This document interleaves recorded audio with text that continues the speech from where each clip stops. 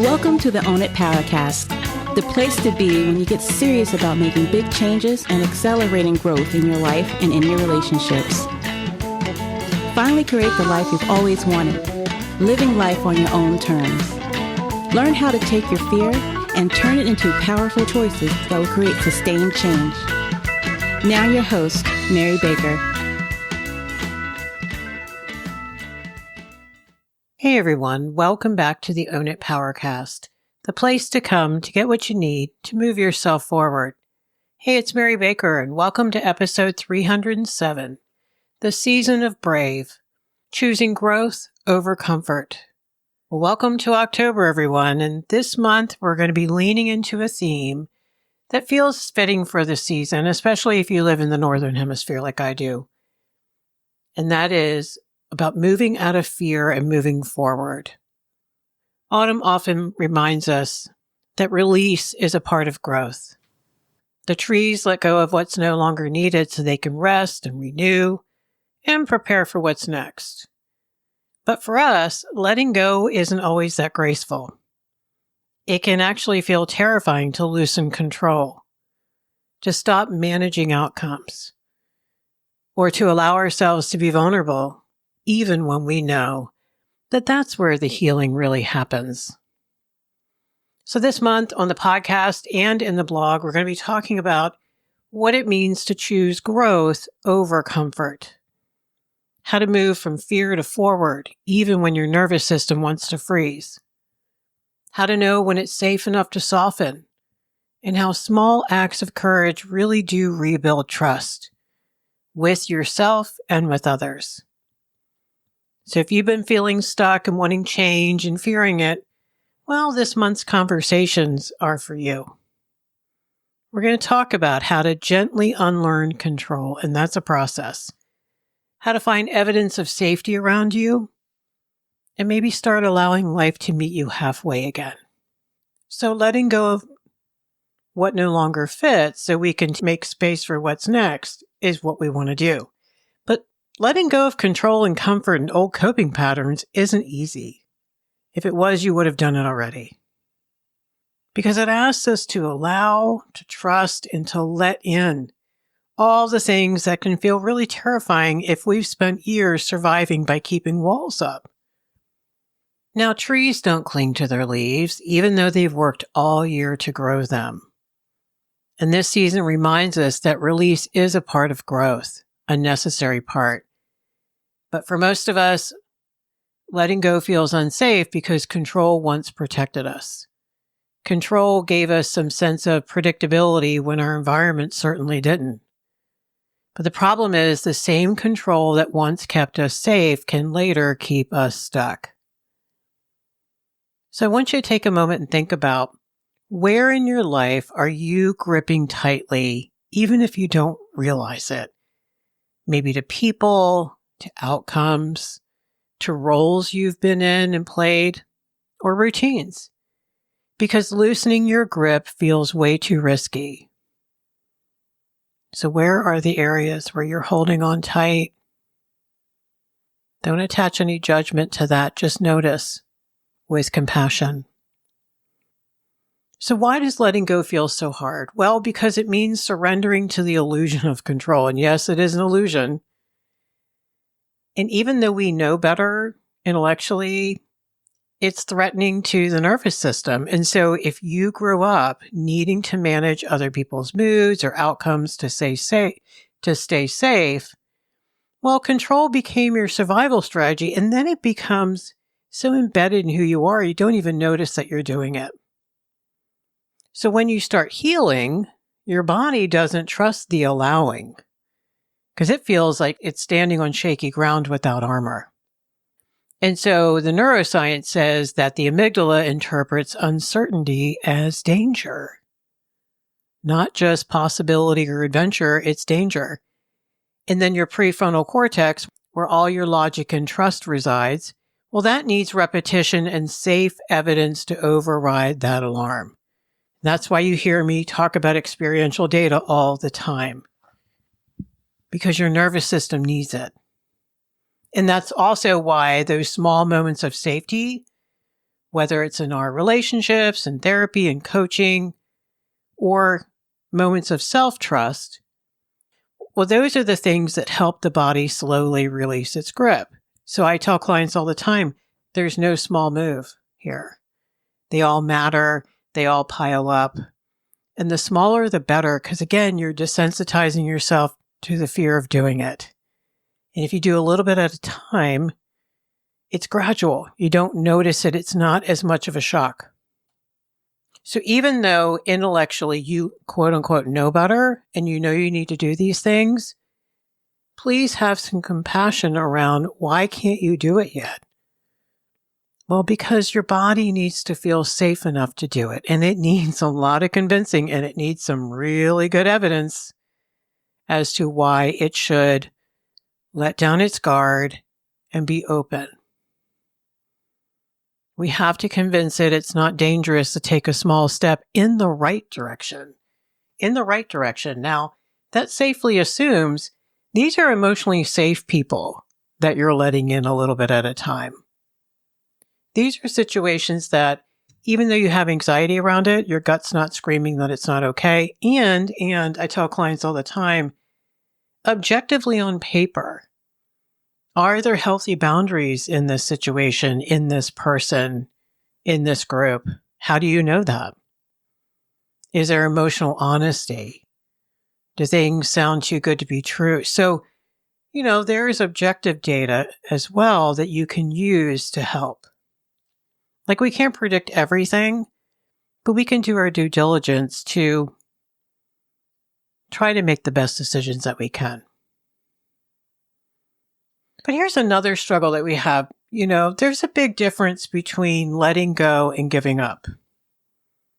And people who use control to survive think it's giving up because they confuse surrender with defeat.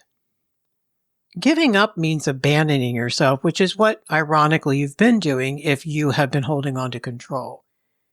Whereas letting go, I think, means trusting yourself.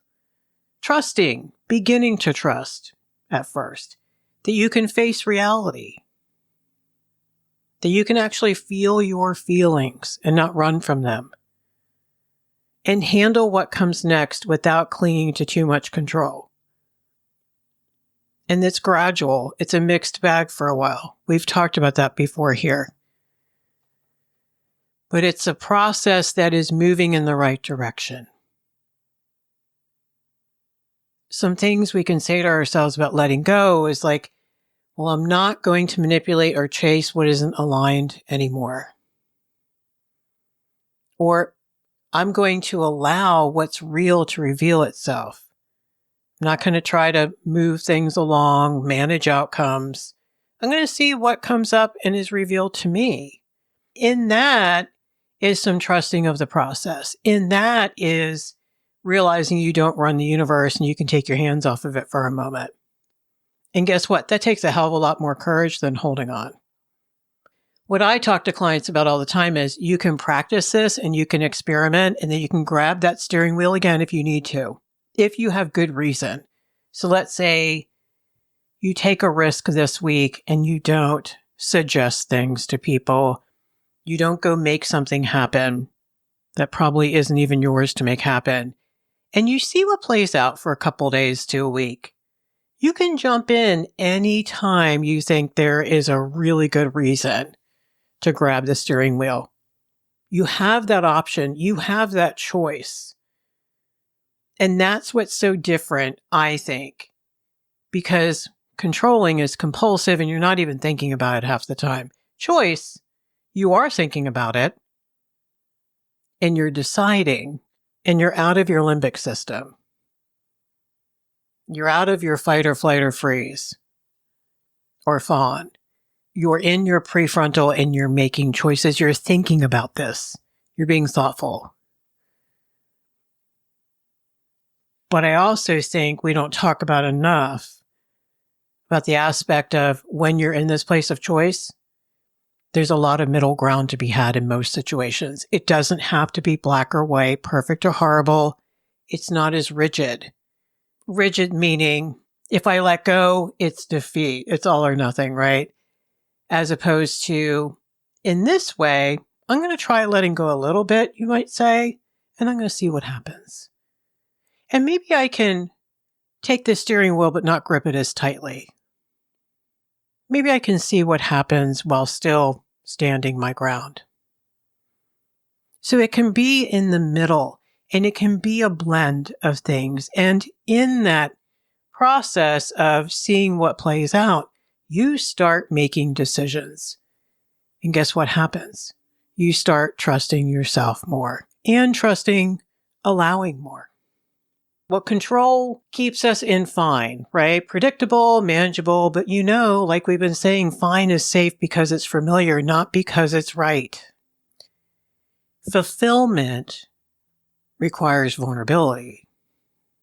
It requires letting yourself want again, to hope again, and guess what? To risk disappointment again. And it may be hard for some of you to even imagine coming out of that comfort zone because now it's become a nervous system pattern. It's not a character flaw. It makes logical sense. We're wired for protecting ourselves from danger. That's how we survive in this world.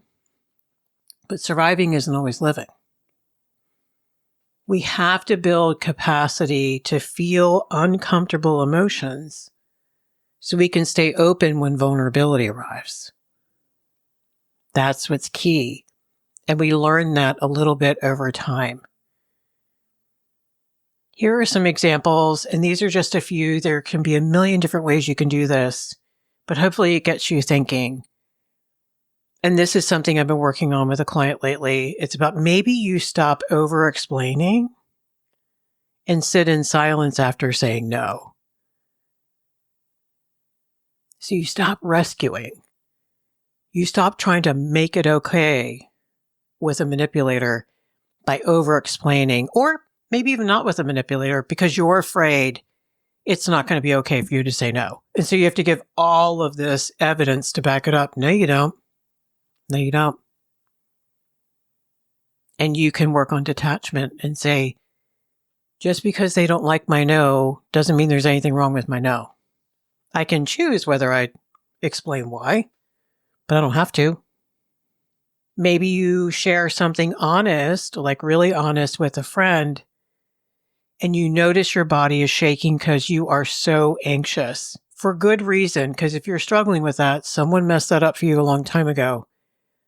But you breathe through it. You don't run away. You don't not do it. You learn to sit with the uncomfortable appropriately. Not to re-traumatize yourself.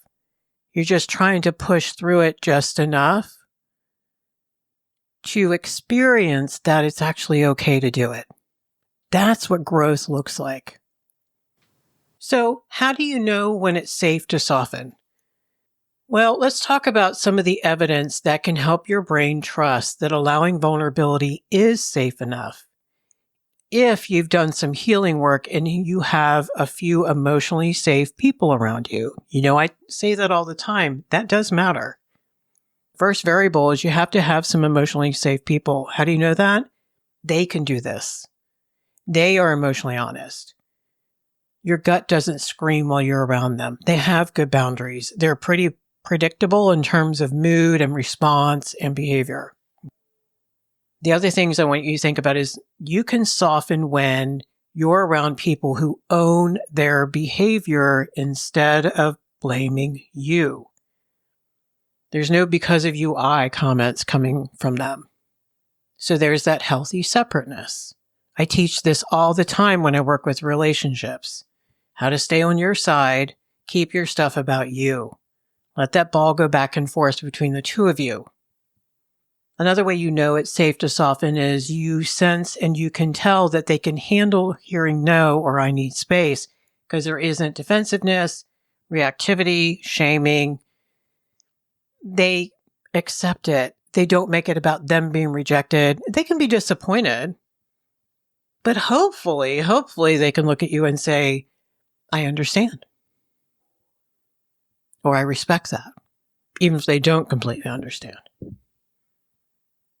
And this is the piece that we also don't talk about enough, they show curiosity instead of defensiveness. I had to sit with this the other day when I was working with a couple, and the one partner just could not understand why his partner was feeling like she couldn't open up to him. And what he didn't recognize is in the interaction, he's talking her out of her reality. He's saying things like, well, I don't do that. Well, that's not true. Remember the other day I actually was helpful? And I said, you know what? You just gave her the message that what she feels is wrong. Better for him to have said, wow, I didn't realize I was doing that. Can you give me some examples of maybe how I'm doing that so I can look at that and change it? Curiosity. Takes ego strength and maturity to have curiosity. Another way you know it's safe to soften is you feel calmer after interactions, not drained or confused or terribly upset. You still may be a little anxious because you just did something new, but you should not feel unsafe. And the other thing about these people is they repair when something goes wrong because, of course, no one's perfect, right? They're going to screw up. But they quickly say, I'm so sorry. I shouldn't have said that. That wasn't okay. I've just had a bad morning. You didn't deserve that. So they own it. They take ownership. People who take ownership are safer for us to be around. They're safer for us to let down our guard. So those are some examples that are evidence. Those moments of safety let your nervous system learn, it's okay to let in the right people. And no, you don't have to open the floodgates, nor should you. We don't want you to do that. We want you to have discernment. You just need to crack the door and notice what happens next. So look at how allowing as the next brave step. Allowing means we stop trying to control the timing, the outcome, the emotions of others, their reactions, and we start focusing on what is true for us right now. I think it's a real act of bravery to do a couple things. One of them is to allow help when we're so used to doing it all alone. Maybe because in the past we did ask for help and people blew it or let us down or just made it a giant pain in the ass. Maybe we practice allowing some closeness when in the past it may have brought pain. And maybe we allow joy when we've been bracing for disappointment. Maybe we come to understand that life's going to give us both, and that's okay. It doesn't have to be either or.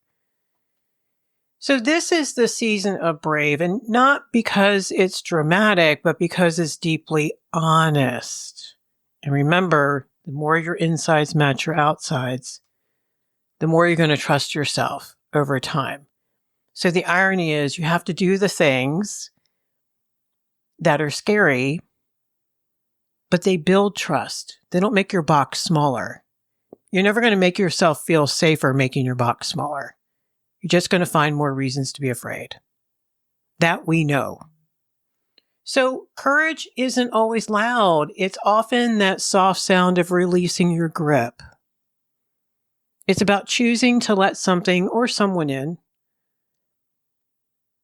And it's about telling yourself in a million different ways and showing yourself, I can handle what happens when I stop pretending that I can control everything. Because you can't. No one can. And you don't have to leap. You just have to loosen a little bit. And you can tighten your grip again if it doesn't go okay. You have the choice. And you don't have to feel brave. I think you just have to feel willing. And I think that is a really important distinction because I don't want you beating yourself up because you don't have the bravery you wish you had. If you had the bravery, we wouldn't have to talk about this right now. And it's how you grow beyond being fine. And it's how you move from comfort, safety, control, to connection. And I know that is a huge leap for some of you for very good reasons, but it's doable.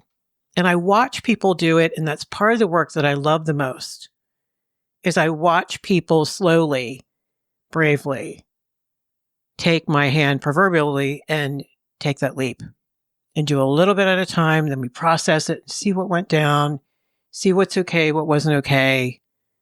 Did you just try it with the wrong person? Can you try it again tomorrow with someone safer? You were always, ironically, in healthy control over your choices. So today we talked about how letting go of control and comfort and those old coping patterns is not easy. But change asks us to allow, to trust, and to let in the new. All the things that can feel so terrifying if we have spent years surviving by keeping our walls up. We talked about how to know when it's time to loosen control and what helps us feel safe enough to soften. Because remember, true courage isn't about forcing change. It's about allowing growth to happen where safety and honesty meet. That's what's important. Thank you so much for hanging out with me today. I want to remind you that the course that I have in the group coaching component has that safe space for you to practice, to talk about how hard this can be, and to have love and support around you so you can do hard things. Check the link in the show notes for that. Reach out if you have any questions. I love watching this course transform people. Okay, so remember this week to own your truth, own your power, and keep going. And remember, pay it forward, keep focusing on you, and I'll see you next time.